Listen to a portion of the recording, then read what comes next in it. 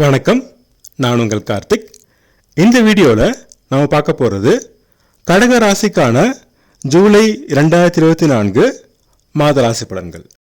மாதத்தின் பெரும்பாலான நாட்கள் கடக ராசிக்கு சுகஸ்தானம் மற்றும் லாபஸ்தானத்துக்கு அதிபதியான சுக்கிரன் ராசியிலேயே இருக்கிறார்.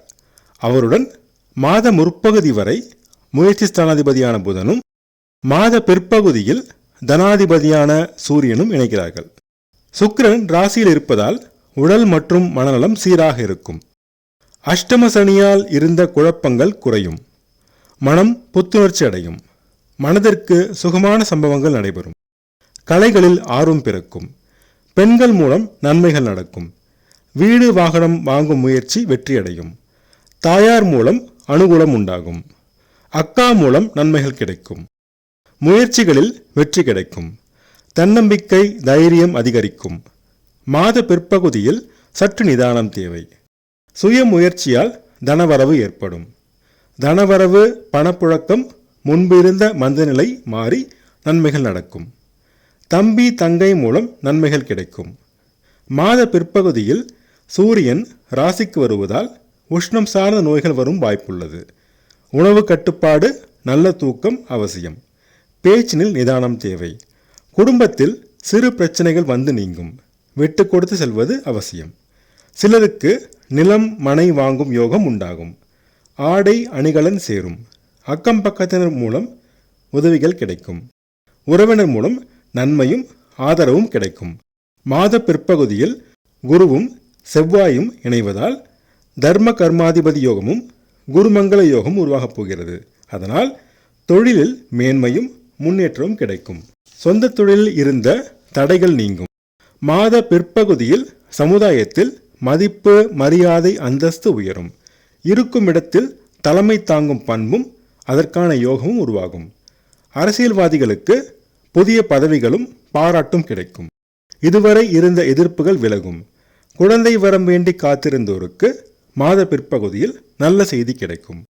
பூர்வீக சொத்து பிரச்சனையில் முன்னேற்றம் ஏற்பட்டு சிலருக்கு வரவு வந்து சேரும். பிள்ளைகள் வழியில் சந்தோஷமான நிகழ்வுகளும் லாபமும் கிடைக்கும். உங்களின் திறமைகள் பளிச்சிடும்.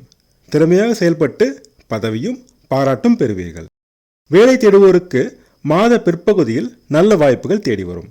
வேலை எதிர்ப்போருக்கு எதிர்ப்புகள் குறையும். பிபி மற்றும் எலும்பு சம்பந்தமான நோய்கள் தாக்கம் இருக்கும். கவனம் தேவை.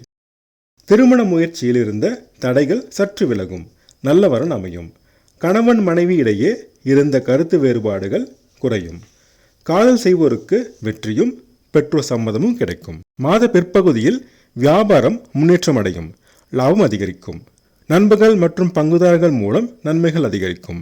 அஷ்டம சனியால் இருந்த அவமானம், மனக்குழப்பம் குறையும். தந்தையின் உடல்நலத்தில் இருந்த பிரச்சனைகள் தீர்ந்து உடல்நலம் சீராக இருக்கும்.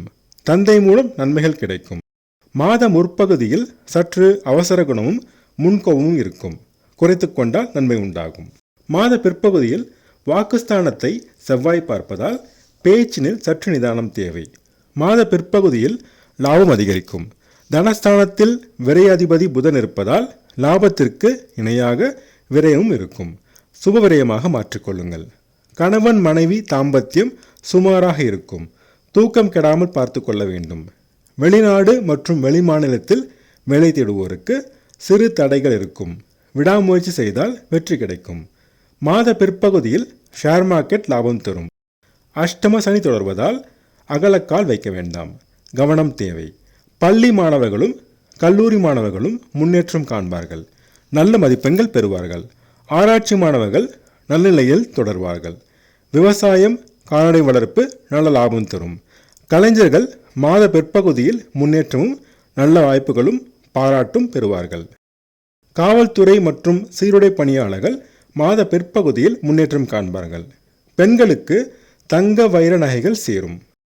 மொத்தத்தில் ஜூலை மாதம் கடகராசிக்கு முன்பிருந்த பிரச்சனைகள் குறைந்து சிறப்பான பலன்கள் நடக்கும் மாதமாகும். அதிர்ஷ்டமான நிறங்கள் மஞ்சள் மற்றும் சிகப்பு.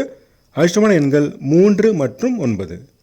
சனிக்கிழமை தோறும் சனி பகவானையும் வெள்ளிக்கிழமை தோறும் துர்க்கையம்மனையும் வழிபட்டு வர தடைகள் நீங்கி அதிர்ஷ்ட வாய்ப்புகள் தேடி வரும்.